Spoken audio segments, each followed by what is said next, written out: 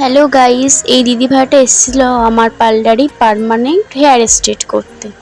তো আমার অ্যাড্রেসটা দিয়ে দিচ্ছি পার্লারে, পিয়ালি রুবি মার্কেটের দোতলা ওপরে নাইস লেডিস বিউটি পার্লার। তো এখানে চলে আসবেন। এই দিদিভাইটা প্রথম ভালো করে আমি শ্যাম্পু দিয়ে নিচ্ছি।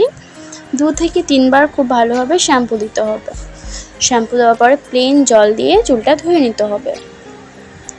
তারপরে টাওয়াল দিয়ে মুছে নিতে হবে চুলটা। মোছার পরে 5 minute hot dry, 5 minute cold dry করতে হবে। করার পরে স্মুথনিং ক্রিম লাগাবো আমি।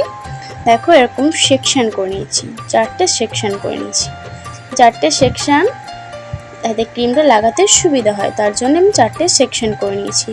এবার দেখো পাতলা পাতলা সেকশন করে তার থেকে আবার আমি পুরো টোটাল চুলটা লাগাচ্ছি। এরকম টান টান করে আবার রেখে দিতে হবে।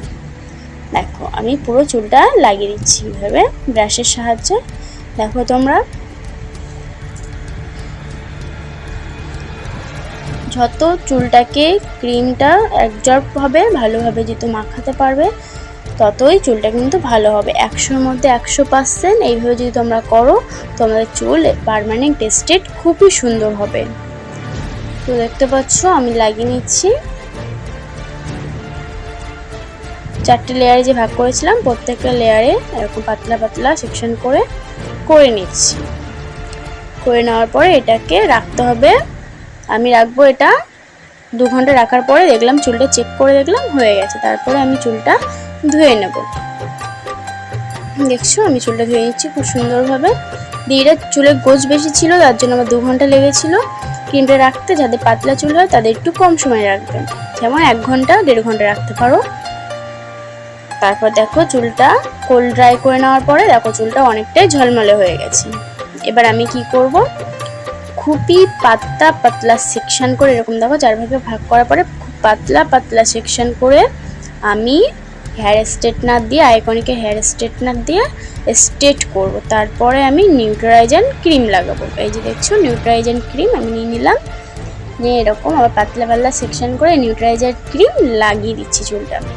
পুরো চুলটায় লাগাতে হবে খুবই ভালো করে। স্মুথনিং ক্রিমটা যখন লাগানোর সময় একটু পাতলা পাতলা করেছিলাম, অতিরিক্ত পাতলা পাতলা করেছিলাম, তার থেকে একটু মোটা থাকবে নিউট্রালাইজার ক্রিমটা রাখার পর। এটা তোমরা 30 থেকে 40 মিনিট রাখবে। রাখার পরে এটাকে দেখো আমি এরকম টান টান করে রেখে দিচ্ছি। আমি টান টান করে রেখে দেবো চুলটা যেন কোঁচকে না যায়। এরকম টান টান করে রেখে দেবেন। পুরো চুলটা আমি এরকমভাবে লাগিয়ে নিচ্ছি। যত ভালোভাবে কাজ করবে, যারা কাস্টমারদেরকে বলে দেবে একটু সময় নিয়ে আসতে, সময় না নিয়ে করলে কিন্তু ভালো হয় না। তারপর আমি দিদিটার চুল আবার 30 মিনিট পরে ধুয়ে দিচ্ছি নর্মাল জল দিয়ে। নর্মাল জল দিয়ে আমি ধুয়ে দেবো পুরো চুলটা। খুব ভালো করে খুবই ভালো করে ধুতে হবে। তারপরে কোল্ড ড্রাই করতে হবে। ফুল কিন্তু হট ড্রাই করা যাবে না, একদম। তারপর আমি